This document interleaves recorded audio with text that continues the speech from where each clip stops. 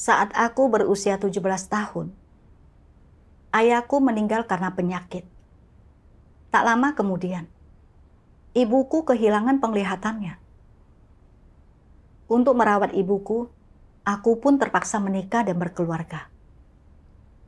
Setelah menikah, aku mengetahui bahwa keluarga suamiku tidak berkecukupan.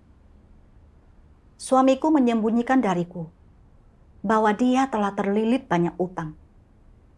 Dan sering ada orang yang datang ke rumah kami untuk menagihnya. Karena ini, aku sering mengeluh dan menangis. Aku merasa sangat sengsara dan tak berdaya. Tak lama kemudian, seorang kerabat memberitakan Injil Tuhan di akhir zaman kepadaku. Aku melihat bahwa Tuhan mengungkapkan kebenaran dan melakukan pekerjaan penyelamatan manusia. Rasanya seperti berhasil meraih tali penyelamat. Aku mengandalkan Tuhan dan memasrahkan semua kesulitan keluargaku kepadanya. Lambat laun, segala sesuatunya sedikit membaik. Dan aku bersyukur di dalam hati kepada Tuhan. Kemudian, suamiku jatuh sakit dan meninggal. Seluruh tabungan kami habis. Dan tak ada satupun teman atau kerabat yang membantu kami.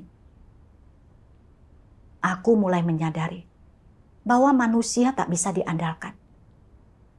Ketika menghadapi kesulitan hidup, aku berdoa serta mengandalkan Tuhan. Dan aku melihat beberapa berkat Tuhan. Saat masih kecil, putriku lemah dan sakit-sakitan. Tetapi setelah suamiku meninggal, dia tidak terlalu sering sakit lagi. Penyakit kelelahan saraf yang kuderita juga perlahan membaik. Tunjangan hidup minimum yang sebelumnya tidak bisa kudapatkan karena aku tak punya uang untuk membelikan hadiah kepada pejabat, akhirnya diberikan juga.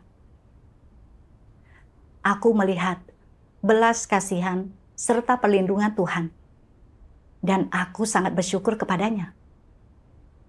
Aku pun menjadi makin yakin bahwa Tuhan adalah satu-satunya tempat kita bergantung. Karena itu, aku menjadi makin termotivasi dalam pengejaranku. Aku berpikir bahwa selama aku melaksanakan tugasku dengan baik, Tuhan akan selalu melindungi kami. Dan semuanya akan berjalan lancar bagi keluarga kami, tanpa bencana atau kemalangan. Saat itu, aku melaksanakan dengan sebaik mungkin setiap tugas yang diatur gereja untukku. Dan sekalipun aku harus menanggung risiko saat memindahkan buku-buku firman Tuhan, aku tidak menolaknya. Aku sering memberitahu putriku tentang kasih karunia dan perbuatan Tuhan yang luar biasa. Dan setiap ada waktu, aku membacakannya firman Tuhan. Kemudian, putriku memutuskan untuk meninggalkan studinya dan mengabdikan diri untuk melakukan tugasnya. Suatu hari, pada bulan April 2020, tiba-tiba putriku pulang dari tempat di mana dia melaksanakan tugasnya. Dia berkata bahwa jantungnya terasa tidak nyaman dan dia harus beristirahat di rumah selama beberapa hari. Awalnya, aku tidak terlalu memikirkannya. Aku pikir dia memang sakit-sakitan sejak kecil dan terkadang jantungnya berdebar-debar saat dia agak lelah. Dia hanya perlu istirahat. Setelah itu, dia akan baik-baik saja. Beberapa hari kemudian, kesehatan putriku sedikit membaik, dan dia pergi untuk melaksanakan tugasnya. Namun, tak lama kemudian, dia pulang lagi. Dia berkata bahwa terkadang saat dia pergi melaksanakan tugasnya, dan baru tiba di kediaman tuan rumah, napasnya tersengal-sengal, dan tubuhnya gemetar hebat. aku membawanya ke rumah sakit untuk menjalani pemeriksaan. Menurut dokter, dia menderita penyakit jantung bawaan. Dan tidak ada obat khusus untuk penyakit ini. Hanya bisa ditangani melalui perawatan. Dokter juga berkata bahwa jika penyakitnya tidak sering kambuh, kondisi putriku akan tetap relatif stabil. Tetapi jika penyakitnya terus kambuh, tubuhnya cepat melemah. Jika sudah sangat parah, dia harus dioperasi. Mendengar betapa seriusnya kondisi putriku, jantungku seolah berhenti berdetak. Dan perasaanku sulit diungkapkan. Bagaimana bisa kondisi anakku separah itu? Mengapa Tuhan tidak melindunginya? Usianya masih 20-an. Bagaimana jika dia terus sakit? Bukankah tubuhnya akan rusak? Aku selalu gelisah, takut kondisi putriku terus memburuk. Aku sering berdoa kepada Tuhan, memasrahkan penyakit putriku kepadanya. Aku berpikir bahwa Tuhan itu Maha Kuasa. Dan asalkan kita beriman kepadanya, serta memetik pelajaran di situasi ini, penyakitnya akan membaik. Suatu kali, saat aku dan putriku pergi ke pertemuan, penyakitnya kambuh begitu kami sampai di kediaman tuan rumah. Seluruh tubuhnya gemetar, napasnya berat, dan wajahnya benar-benar memerah. Tampaknya dia tak bisa bernapas dan mungkin akan meninggal. Aku sangat sedih melihat putriku seperti ini. Lalu mulai mengeluh di dalam hatiku. Putriku telah meninggalkan studinya demi melaksanakan tugasnya penuh waktu. Lalu, mengapa dia menderita penyakit separah itu? Apakah putriku akan tersiksa oleh kondisi ini selama sisa hidupnya? Bagaimana jika dia terus kambuh dan tidak bisa bertahan? Jika putriku meninggalkanku, bagaimana aku bisa melanjutkan hidup? Tuhan seharusnya mengasihi dan berbelas kasihan kepada manusia. Jadi, mengapa dia tidak melindungi kami? Pemikiran ini membuat hatiku tertekan dan sakit. Terkadang, diam-diam aku menangis di malam hari. Aku terpuruk dalam kenegatifan dan keluhan. Aku tidak lagi bersungguh-sungguh dalam melaksanakan tugasku. Dan aku menyerahkan sebagian besar pekerjaan pada rekanku. Saat makan dan minum firman Tuhan, aku bahkan hanya membacanya sekilas. Berdoa sekadar untuk formalitas. Dan hubunganku dengan Tuhan makin jauh. Melihatku seperti ini, putriku berkata, "Ibu, penyakit ini adalah sesuatu yang harus kualami. Aku lihat, ibu telah terpuruk dalam kenegatifan juga keluhan. Di hati ibu, ada tembok yang memisahkan ibu dengan Tuhan. Ibu harus mencari firman Tuhan untuk mengatasinya." Aku pun menyadari bahwa keadaanku ini tidaklah benar. Jadi, aku berdoa kepada Tuhan dan mengungkapkan perasaanku. Tuhan, sekarang aku sangat menderita. Aku khawatir kondisi anakku tidak akan membaik dan justru akan terus memburuk. Apa yang harus kulakukan jika anakku tidak bisa bertahan? Aku tahu bahwa anakku menderita penyakit ini atas izin-Mu. Tetapi aku tidak memahami maksud-Mu. Tolong bimbing aku agar dapat memetik pelajaran dan bantu aku keluar dari rasa sakit ini. Suatu pagi, aku membaca satu bagian firman Tuhan. Tuhan Yang Maha Kuasa berfirman, banyak orang yang sering jatuh sakit dan sebanyak apapun mereka berdoa kepada Tuhan, mereka tetap tidak sembuh. Sebesar apapun keinginan mereka untuk terbebas dari penyakit itu, mereka tidak dapat terbebas darinya. Terkadang, mereka bahkan menghadapi kondisi yang mengancam nyawa dan terpaksa harus menghadapinya secara langsung. Sebenarnya, jika orang benar-benar percaya kepada Tuhan di dalam hatinya, pertama-tama mereka harus tahu bahwa masa hidup manusia berada di tangan Tuhan. Waktu kelahiran dan kematian orang ditentukan sejak semula oleh Tuhan. Ketika Tuhan memberikan penyakit kepada manusia, ada alasan di baliknya, ada maknanya.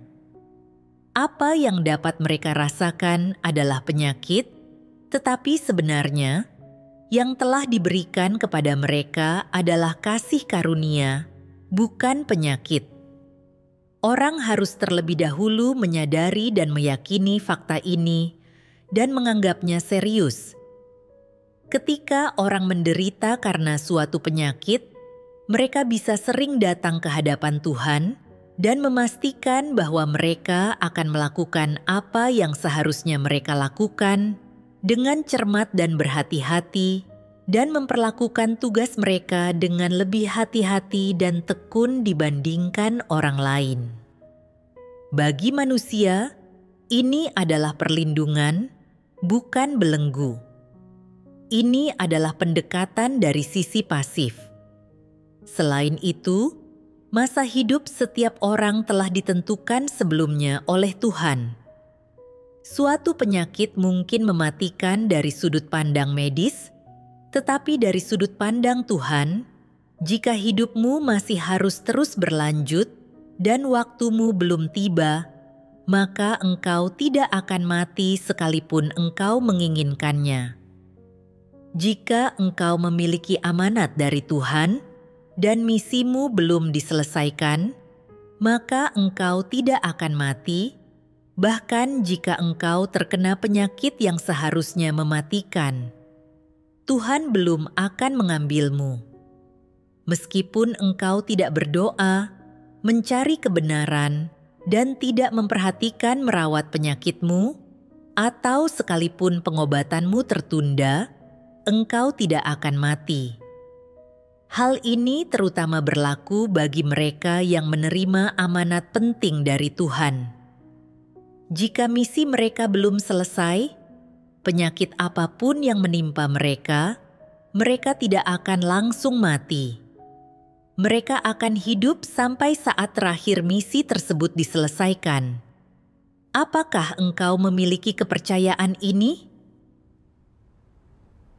Setelah membaca firman Tuhan, aku merasa sangat tenang dan hatiku menjadi jauh lebih damai. Hidup dan mati manusia, semuanya telah ditentukan sejak semula oleh Tuhan. Kekhawatiranku tak ada gunanya.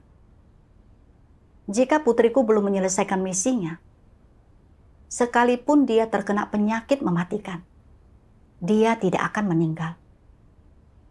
Dan jika dia telah menyelesaikan misinya, aku tak akan bisa menahannya bila waktunya tiba. Aku ingat bahwa dahulu suami dan ayahku sehat. Tetapi tiba-tiba mereka sakit dan meninggal dunia tak lama kemudian. Sedangkan ibu mertuaku selalu sakit-sakitan. Tetapi masih hidup hingga usia 80-an. Waktu kematian manusia tidak ada hubungannya dengan apakah mereka sakit atau tidak. Itu tergantung pada kedaulatan dan ketetapan Tuhan. Aku harus memandang segala sesuatu berdasarkan firman Tuhan, mencari kebenaran, dan memetik pelajaran dari situasi ini. Kemudian, aku mencari untuk memahami mengapa aku menghadapi situasi seperti itu. aku menemukan prinsip-prinsip menjalani ujian dan pemurnian, dan melihat bagian firman Tuhan ini. Tuhan Yang Maha Kuasa berfirman, dalam kepercayaan kepada Tuhan, yang orang cari adalah mendapatkan berkat untuk di masa depan.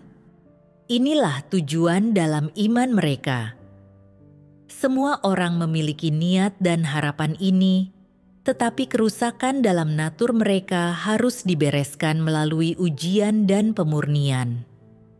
Dalam aspek manapun engkau tidak murni dan memperlihatkan kerusakan, dalam aspek-aspek inilah engkau harus dimurnikan. Ini adalah pengaturan Tuhan. Tuhan menciptakan lingkungan tertentu untukmu yang memaksamu dimurnikan di sana sehingga engkau mampu mengetahui kerusakanmu sendiri. Pada akhirnya, engkau akan mencapai titik di mana engkau lebih suka mati untuk meninggalkan niat dan keinginanmu, serta tunduk pada kedaulatan dan pengaturan Tuhan. Jadi, jika orang tidak mengalami beberapa tahun pemurnian, jika mereka tidak menanggung tingkat penderitaan tertentu, mereka tidak akan dapat membebaskan diri dari kekangan kerusakan daging dalam pemikiran dan hati mereka. Dalam aspek manapun orang masih tunduk pada kekangan dari natur iblis dalam diri mereka, dan dalam aspek manapun mereka masih memiliki keinginan dan tuntutan mereka sendiri, dalam aspek-aspek inilah mereka harus menderita. Hanya melalui penderitaan, pelajaran dapat dipetik, yang berarti orang menjadi mampu untuk memperoleh kebenaran dan memahami maksud Tuhan. Sebenarnya, banyak kebenaran dapat dipahami dengan mengalami penderitaan dan ujian. Tak seorang pun mampu memahami maksud Tuhan, mengenal kemahakuasaan dan hikmat Tuhan, atau memahami watak Tuhan yang benar ketika berada di lingkungan yang nyaman dan mudah, atau ketika keadaan baik. Itu tidak mungkin. Setelah membaca firman Tuhan, aku sedikit lebih memahami maksud Tuhan. Karena iman manusia terlalu tercemar, itu harus disingkapkan melalui ujian dan pemurnian. Hanya melalui pemurnianlah manusia bisa menunjukkan tingkat pertumbuhannya yang sebenarnya.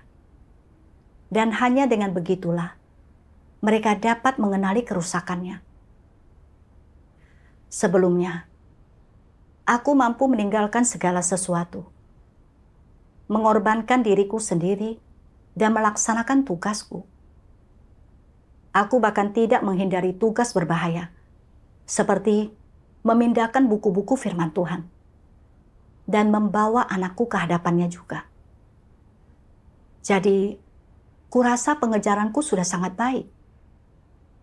Aku pikir, Tuhan akan melihat pengorbanan serta usahaku, dan pasti akan terus memberi kami belas kasihan, serta mengawasi dan melindungi kami. Namun, saat putriku menderita penyakit jantung yang sering kambuh, dan tubuhnya menjadi lemah, aku tak bisa melihat pemeliharaan serta perlindungan Tuhan. Dan tingkat pertumbuhanku yang sesungguhnya pun tersingkap. Aku menjadi negatif dan marah. Bahkan, aku mencoba berdebat dengan Tuhan, mengungkit pengorbanan serta upayaku sebelumnya. Dan aku tak lagi bersungguh-sungguh dalam melaksanakan tugasku. Aku menyadari bahwa sebenarnya aku percaya kepada Tuhan hanya untuk mendapatkan kasih karunia serta manfaat darinya. Dan sesungguhnya, aku bukanlah orang yang sungguh-sungguh percaya kepada Tuhan dan mengejar kebenaran. Saat itu, barulah aku menyadari bahwa ada niat Tuhan yang tekun di balik penyakit putriku. Dan Tuhan telah mengatur situasi ini untuk menyucikan serta mengubah kerusakan dan ketidakmurnian dalam diriku. Aku tak boleh lagi bersikap negatif dan melawan. Aku harus mencari firman Tuhan untuk membereskan niat dan sudut pandang yang salah dalam kepercayaanku. Setelah memahami maksud Tuhan, aku dapat sedikit tunduk dan rasa sakit di hatiku mereda. Kemudian, aku membaca 2 bagian lain dari firman Tuhan. Tuhan Yang Maha Kuasa berfirman, "Hal yang engkau kejar adalah agar bisa memperoleh kedamaian setelah percaya kepada Tuhan, agar anak-anakmu bebas dari penyakit, suamimu memiliki pekerjaan yang baik, putramu menemukan istri yang baik, putrimu mendapatkan suami yang layak, lembu dan kudamu dapat membajak tanah dengan baik, cuaca bagus selama 1 tahun untuk hasil panenmu. Inilah yang engkau cari.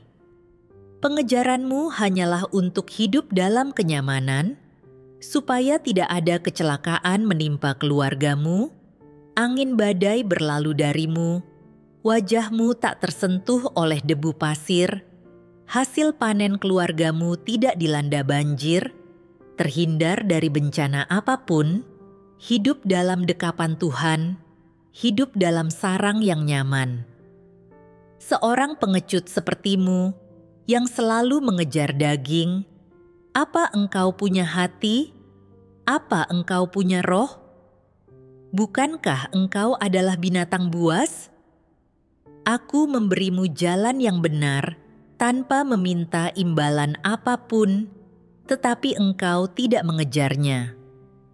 Apakah engkau salah satu dari orang-orang yang percaya kepada Tuhan?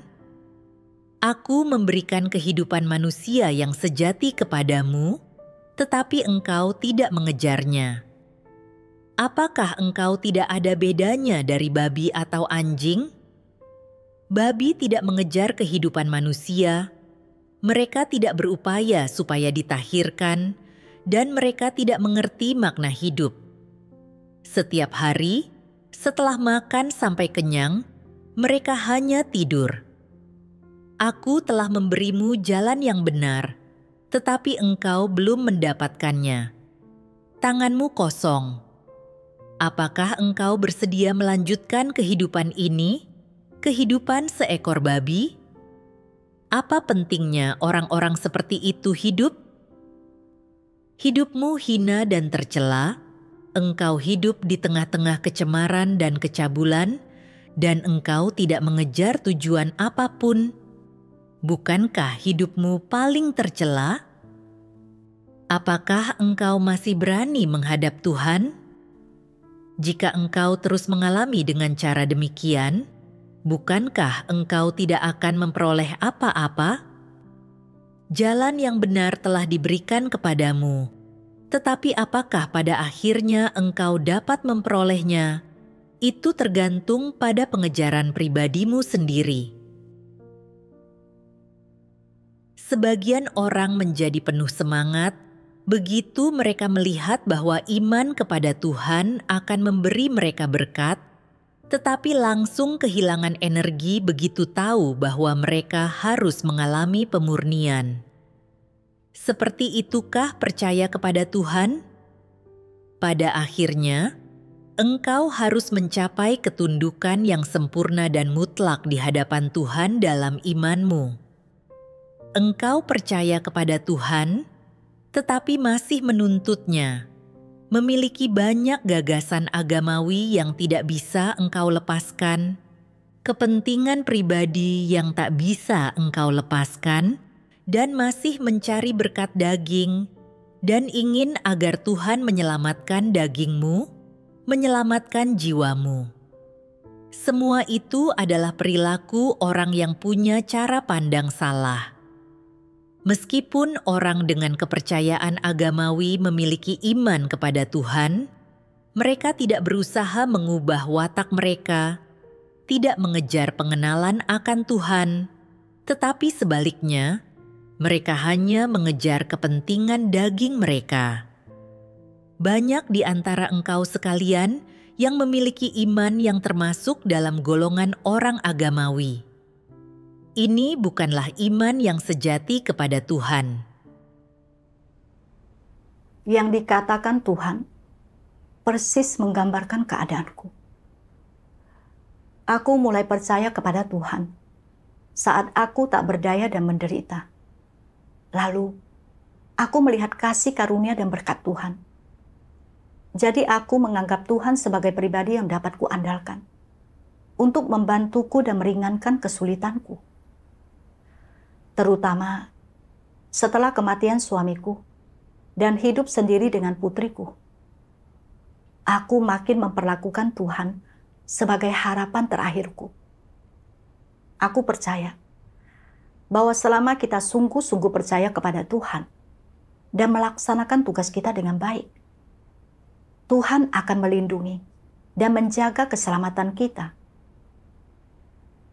Aku percaya kepada Tuhan dengan gagasan ini. Jadi, ketika Tuhan mengawasi serta melindungi kita, dan kita tidak menderita kemalangan, aku rela meninggalkan segala sesuatu dan mengorbankan diriku sendiri, serta termotivasi untuk melaksanakan tugasku.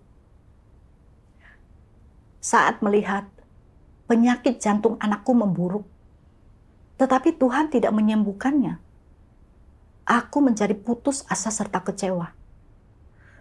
Dan sikapku langsung berubah. Aku mulai bersikap negatif dan mengeluh. Dan bahkan aku mengungkit pengorbanan serta upayaku untuk mencoba berdebat dengan Tuhan. Karena menurutku, Tuhan tidak seharusnya memperlakukan kami seperti ini. Aku tak mau lagi bersungguh-sungguh dalam melaksanakan tugasku. Aku menjadi negatif dan melawan Tuhan. Baru saat itulah, aku menyadari bahwa selama ini, aku hanya percaya kepada Tuhan untuk memanfaatkannya demi mengatasi kesulitanku. Agar Dia mengawasi, melindungi kami, dan memberi kami hidup yang damai. Pengorbanan dan upayaku selama bertahun-tahun sama sekali tidak tulus. Diriku penuh dengan tuntutan yang tak masuk akal dan keinginan yang berlebihan terhadap Tuhan. Selama ini, aku berusaha bertransaksi dengan Tuhan, berusaha menipunya. Aku sungguh tak bernalar sama sekali. Ketika aku baru mulai percaya kepada Tuhan, tingkat pertumbuhanku kecil, dan dengan belas kasihannya, Tuhan memberi kami kasih karunia. Itu sudah merupakan kasih karunia Tuhan yang istimewa. Tetapi aku serakah dan tak pernah puas. Aku selalu ingin kasih karunia Tuhan, dan saat tidak bisa melihat kasih karunia-Nya, aku pun memusuhinya. Aku sungguh tidak punya kemanusiaan. Meski aku telah menerima pekerjaan Tuhan di akhir zaman, membaca firman Tuhan setiap hari, dan dalam hal doktrin, aku memahami bahwa Tuhan melakukan pekerjaan penghakiman dan pentahiran manusia. Pandanganku terhadap iman masih terjebak di zaman kasih karunia. Aku hanya ingin terus menuntut kasih karunia dan berkat dari Tuhan. Aku tak ada bedanya dengan komunitas keagamaan yang hanya makan roti hingga kenyang. Pengikut yang bukan orang percaya, yang sekadar percaya pada agama. Jika aku terus percaya seperti ini, aku tidak akan pernah mencapai kebenaran, dan watakku tidak akan berubah. Lalu jika aku tidak bertobat, aku tidak akan pernah diselamatkan. Kemudian, aku membaca satu bagian firman Tuhan dan memperoleh pemahaman yang murni tentang kasih Tuhan. Tuhan Yang Maha Kuasa berfirman, orang-orang harus sering memeriksa apapun di dalam hati mereka yang tidak sesuai dengan Tuhan, atau yang merupakan kesalahpahaman tentang Dia. Bagaimana kesalahpahaman bisa terjadi? Mengapa orang-orang salah memahami Tuhan? Setelah orang-orang melihat fakta tentang pembuangan orang Yahudi dari Yudea, mereka merasa sakit hati dan berkata, "Awalnya, Tuhan sangat mengasihi bangsa Israel. Dia memimpin mereka keluar dari Mesir dan melewati Laut Merah, memberi mereka mana dari surga dan mata air untuk diminum. Lalu Dia sendiri memberi mereka hukum Taurat untuk memimpin mereka dan mengajari mereka cara hidup. Kasih Tuhan bagi manusia begitu melimpah, orang-orang yang hidup pada masa itu sangat diberkati. Bagaimana sikap Tuhan terhadap mereka bisa berubah total dalam sekejap mata? Kemana perginya semua kasih-Nya itu? Perasaan manusia tidak mampu menjangkau hal ini, dan mereka mulai ragu, berkata, "Apakah Tuhan itu kasih atau bukan? Mengapa sikap-Nya yang semula terhadap bangsa Israel tidak terlihat lagi? Kasih-Nya telah hilang tanpa jejak. Apakah Dia sebenarnya memiliki kasih?" Disinilah mulai muncul kesalahpahaman orang. Dalam konteks apakah orang memiliki kesalahpahaman? Mungkinkah karena tindakan Tuhan tidak sesuai dengan gagasan dan imajinasi manusia? Apakah fakta ini yang menyebabkan orang salah memahami Tuhan? Bukankah alasan orang-orang salah memahami Tuhan adalah karena mereka membatasi definisi mereka tentang kasih-Nya? Mereka berpikir Tuhan adalah kasih. Jadi, sudah seharusnya Dia menjaga dan melindungi manusia dan mencurahkan kasih karunia dan berkat-Nya kepada mereka. Inilah yang dimaksud dengan kasih Tuhan. Aku suka kalau Tuhan mengasihi orang-orang dengan cara seperti ini. Aku terutama dapat melihat betapa besar kasih Tuhan kepada orang-orang ketika Dia memimpin mereka melewati Laut Merah. Orang-orang pada zaman itu sangat diberkati. Andaikan aku bisa menjadi salah satu dari mereka. Ketika engkau terpikat dengan kisah ini, engkau akan menganggap kasih yang Tuhan perlihatkan pada saat itu sebagai kebenaran tertinggi dan satu-satunya penanda esensi Tuhan. Engkau membatasi definisimu tentang Tuhan di dalam hatimu dan menganggap semua yang Tuhan lakukan pada saat itu sebagai kebenaran tertinggi. Engkau mengira bahwa hal ini adalah sisi Tuhan yang paling indah dan sisi yang paling membuat manusia menghormati dan takut kepadanya, dan inilah kasih Tuhan itu.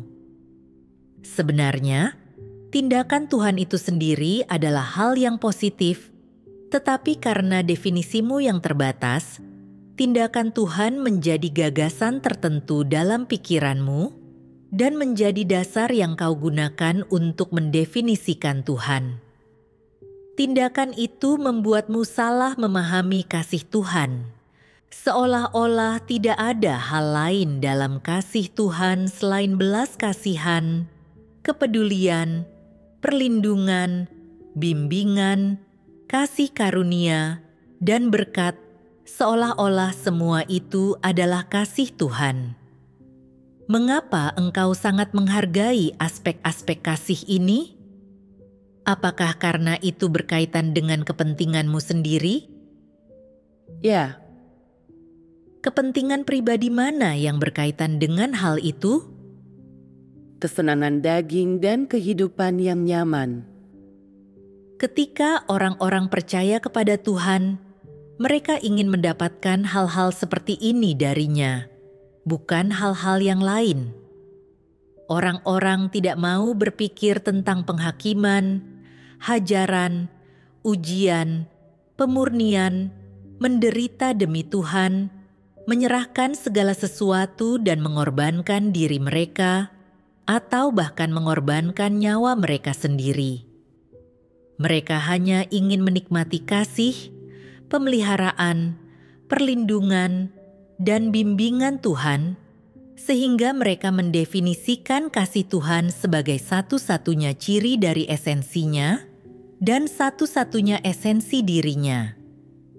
Bukankah hal-hal yang Tuhan lakukan saat memimpin bangsa Israel menyeberangi Laut Merah menjadi sumber gagasan orang?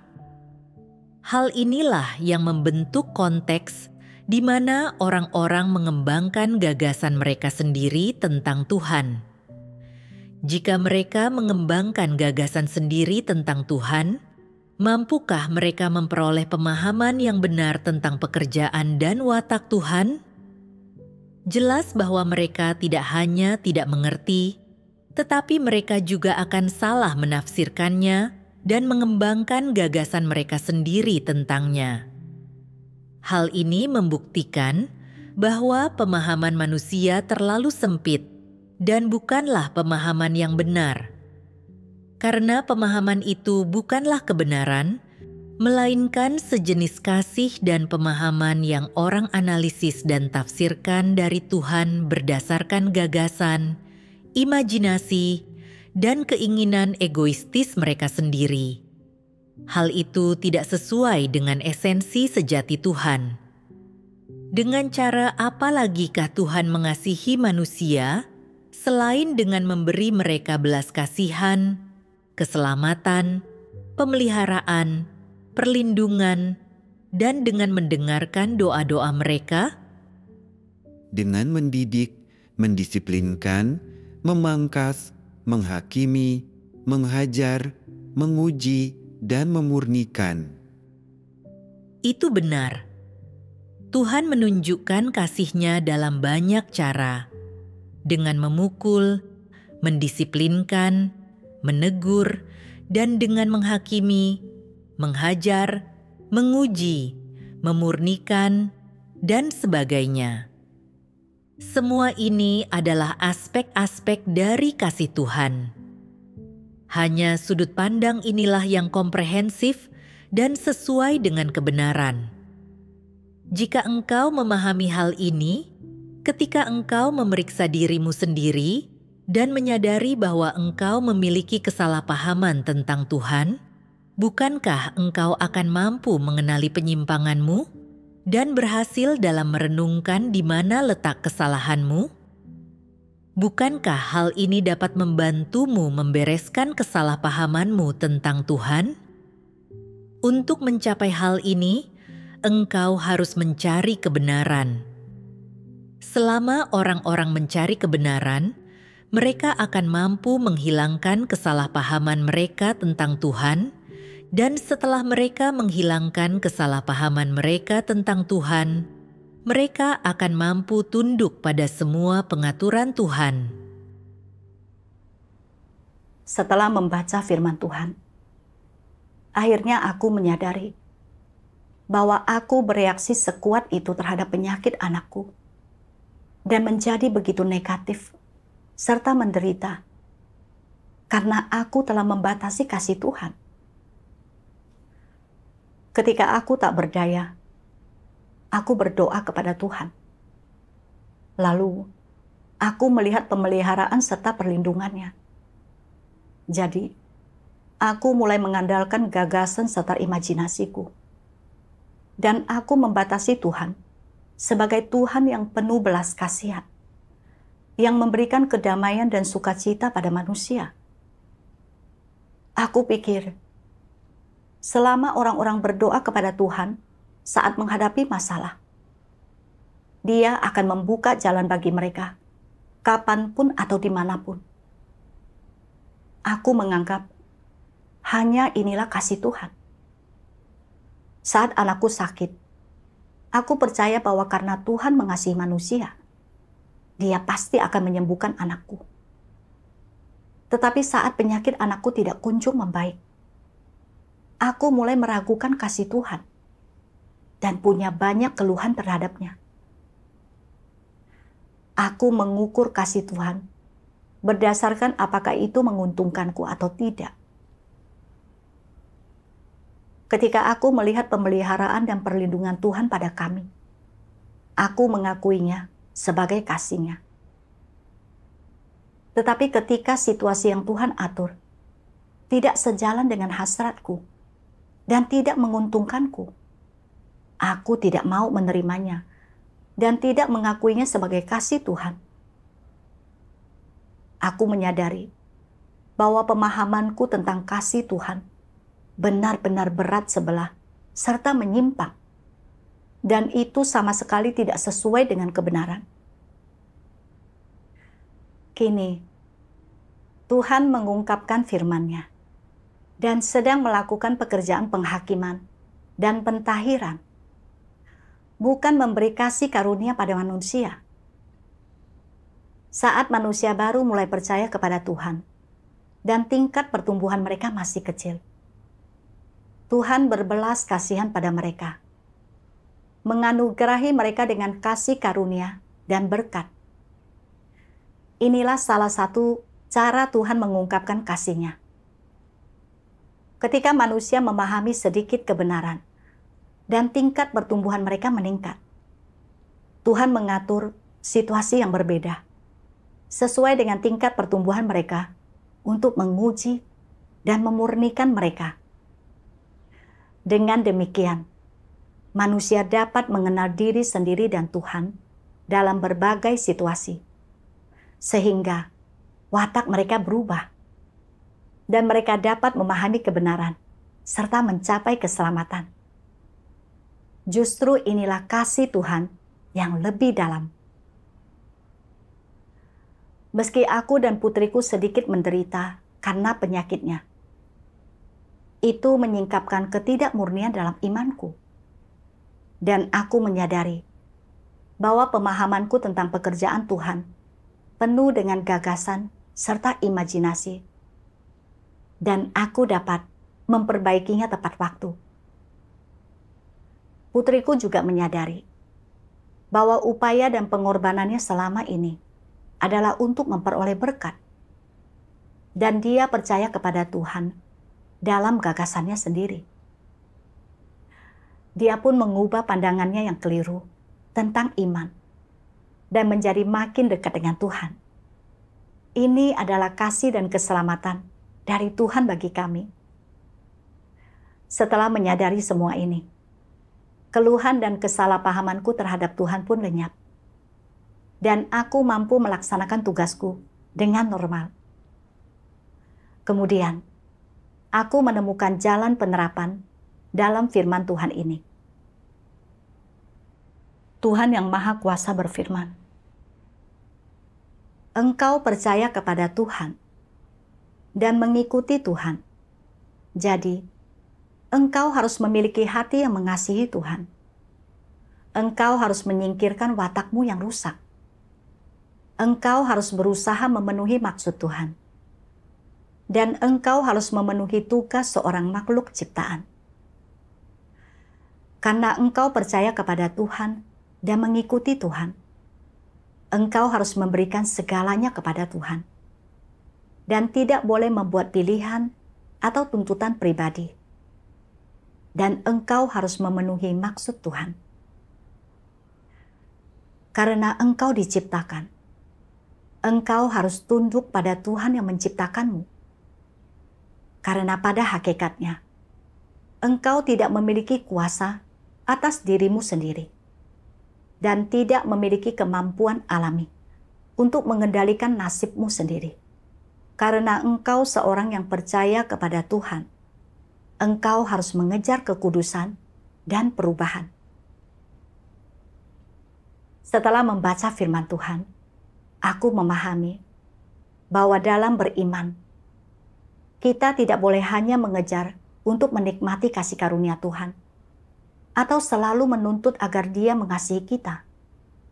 Sebaliknya, kita harus memosisikan diri sebagai makhluk ciptaan untuk mengalami pekerjaan Tuhan, dan untuk mengalami berbagai orang, peristiwa, serta hal-hal yang telah diatur oleh Tuhan.